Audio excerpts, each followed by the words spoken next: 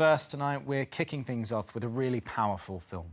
Many families are into the swing of being back at school, but for some, the new term can be a real struggle. Yeah, we've been given exclusive access to one school in my hometown that's hoping to make a difference. And as Ashley John Baptiste found out, the impact is clear to see. Now, we should warn you, the film does start with content that some people might find upsetting. When 15-year-old Lib started secondary school, poor health meant she rarely attended lessons.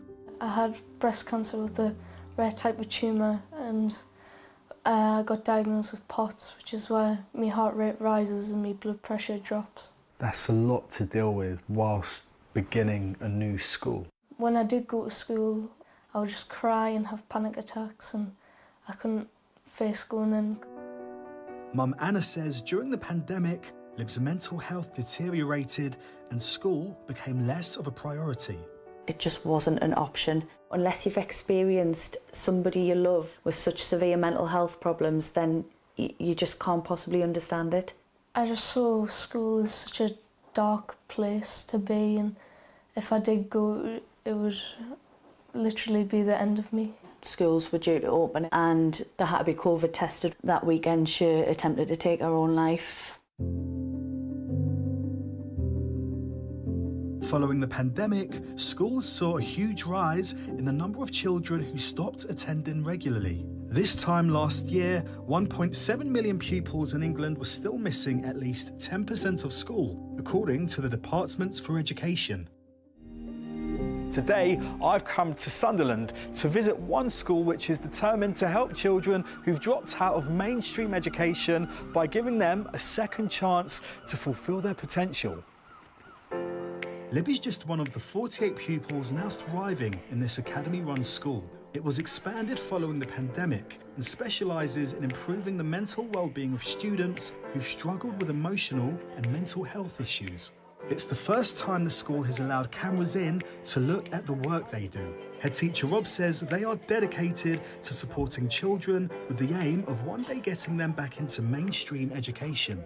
This doesn't feel like your typical start of a school day. What's going on here? We plan our day and our curriculum around emotion. So we have a 30-minute session at the start of the day. So we've got bits of activity, we've got bits of walking and talking therapy. Our classes are fixed. We stay in one classroom. Our teachers move from class to class. And then we have high staff to student ratios, so we can have that one-to-one and really strong connection. The average attendance levels for these children at mainstream school was just 18%. Here, it's 86%. How long were you not going to school for? Around about 3 years. Wow. That is a long time. So talk to me about where you are now. I've only missed one day. That was just me being ill. Compared to how you were before, how would you describe school? Here, way better. Smaller classes, just staying in one class, really good staff. I'm a lot more confident, I'm being a lot more understood, and I don't feel like just a number, I'm just like a person here. Talk to me about the difference that this school has made in your life. Massive, because I'm happy to come back to school. I've never missed a day, and I've got way more friends than I did in my old secondary school. Talk to me about the change you see in students over time once they're here. I think they're the things that, if you talk to my staff and talk to our students, that's the stuff that brings a tear to our eye. The opportunities they have.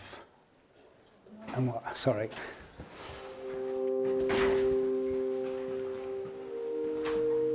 Rob, you okay? I can see that you've got emotional talking to me. Tell me why.